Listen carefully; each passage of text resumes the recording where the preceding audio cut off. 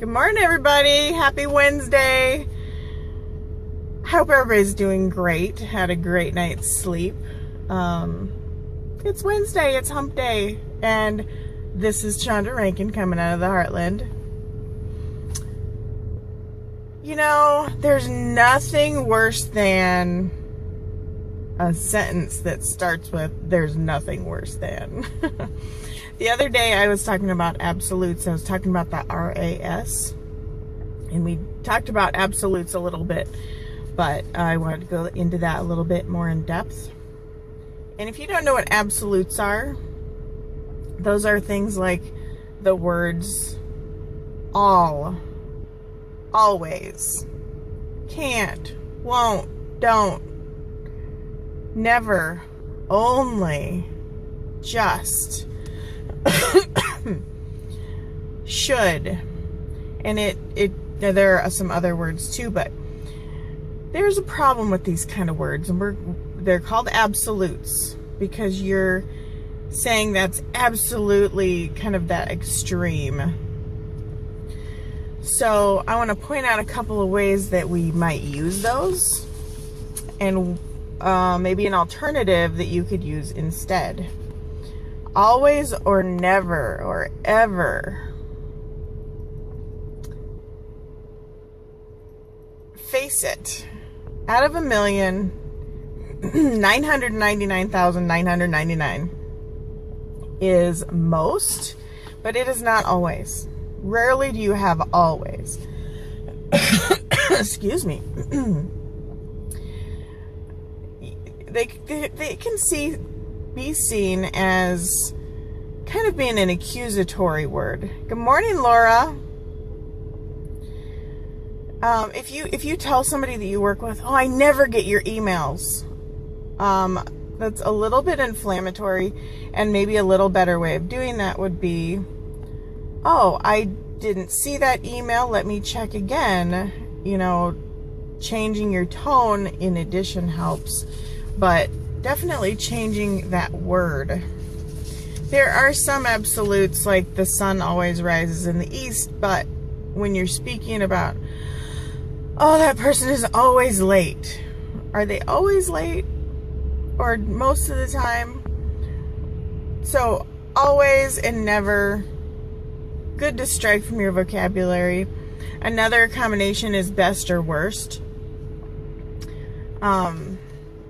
That's a difficult thing to measure because you don't know if the next one will be best or worst. And it's being dramatic about it. I remember, and this stuck in my mind, back in 7th grade English, we had a great teacher, regarding comparative and superlative, to go into the English realm for a minute. If it's comparative, you're comparing two things. So it's like high and higher, or large and larger. And if you go to superlative, that's kind of that extreme. So you go high and highest, or big and biggest. So you add that est at the end. And you'll hear the difference if you say something like, he's the smartest one ever, or that's the world's worst person. So it's putting that to the extreme, and it's typically not true, and it's good language to get rid of. And I'll tell you why in just a minute. I'm going to give a couple more examples.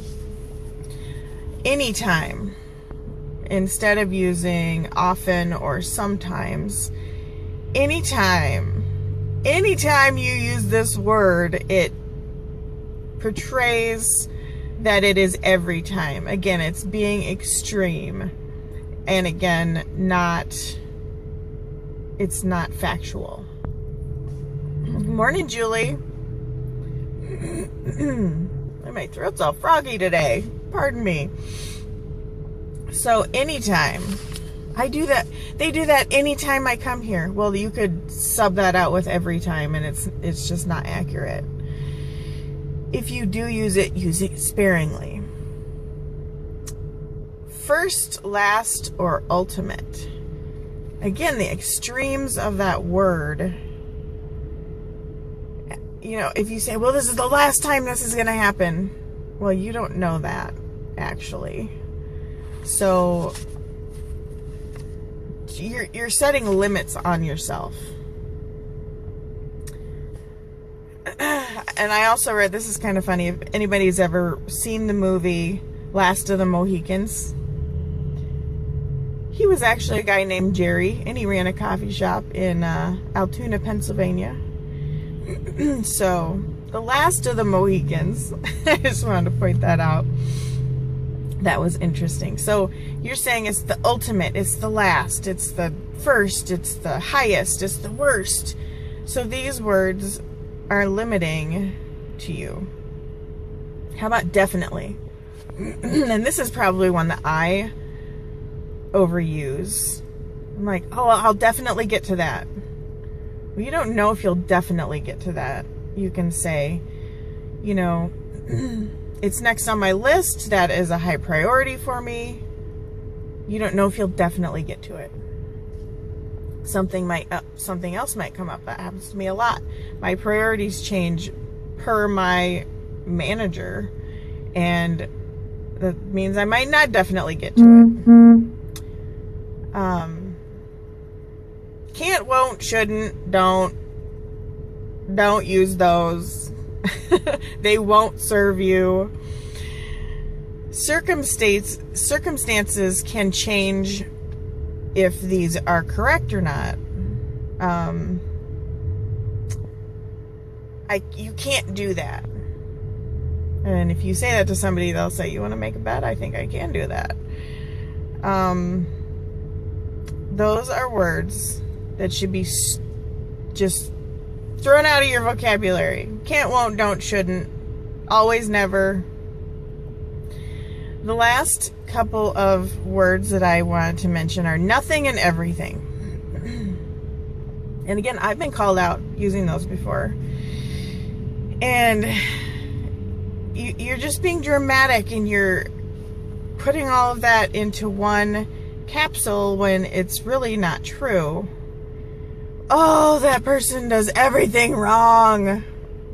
I doubt that they do everything wrong. I'm going to shout out to everybody today that I haven't yet. Hey, Kim. Jack A is on. She's probably driving to work right now. Thank you, Laura. Thank you. Good points. I hope that I'm glad you appreciate that. Kelsey just hopped on. Good morning, lady. And Scott and Dan are also watching. Good morning, guys. So like I said, the last couple words I was mentioning were nothing and everything. Sometimes my boyfriend, and he's joking around, he's like, I never get to do nothing. So that's, again, you know, a dramatic, he says it jokingly, but kids often use all of these words because they're dramatic. They're like, I never get to go to Adventureland, or wherever they want to go. Well, you know, they probably do get to go different places, but they're just upset and they're speaking emotionally. So, just as a recap, those words, all, always, never, can't, won't, just, never, I might have already said that one, must, should, you have to do this. The reason that these words are damaging is that they restrict our thinking and really put a bias on how we're saying things. We're judging others when we're saying that. Oh, they never do anything right. We're judging that. Good morning, David. We're judging that, and we're putting them in a category that they always do that or they never do that, and that's not true. It causes problems with communication. People just bristle and they become closed up when you use terminology like that. Think about if you say those words to yourself. Do you have self-talk? Everybody has self-talk, whether you think about it as that or not. You talk to yourself in your head all the time. And I talk to myself out loud It's totally normal. Don't worry. But do you use these words to yourself? Oh, you're always late. You're always screwing up.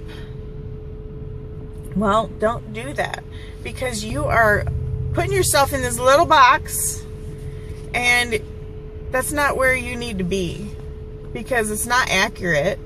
And the more you say it to yourself, the more it will happen. So, we're not on the playground anymore. We're not little kids. We don't use that terminology. And once we once we recognize those old habits, we can change them. Maybe journal it. If you find out that you're saying those words to yourself or to someone else, write it down. See how many times you catch yourself doing that every day. In fact, I challenge everybody to always write things down today. I had to throw that in there. But truly see if you're using those words, are you using destructive self-talk and talk to others? That might just make that one little change in your verbiage that allows you to communicate better with other people and yourself. So, that is my little chat about absolutes that I brought up the other day. Never talk in absolutes. There's never anything worse than talking in absolutes. See what I'm doing there, huh? I appreciate everybody joining me this morning, and yeah, Laura, that is great. Trying to be more aware of it. I'm going to try to be more aware of it myself too, because I know that I do that sometimes. And the terminology we all use makes a huge difference. It really does. So, appreciate all of you. David, we're all guilty as charged. Love all of you. If you liked it, like, comment, or share, and I will see you in the next video. Have a great day.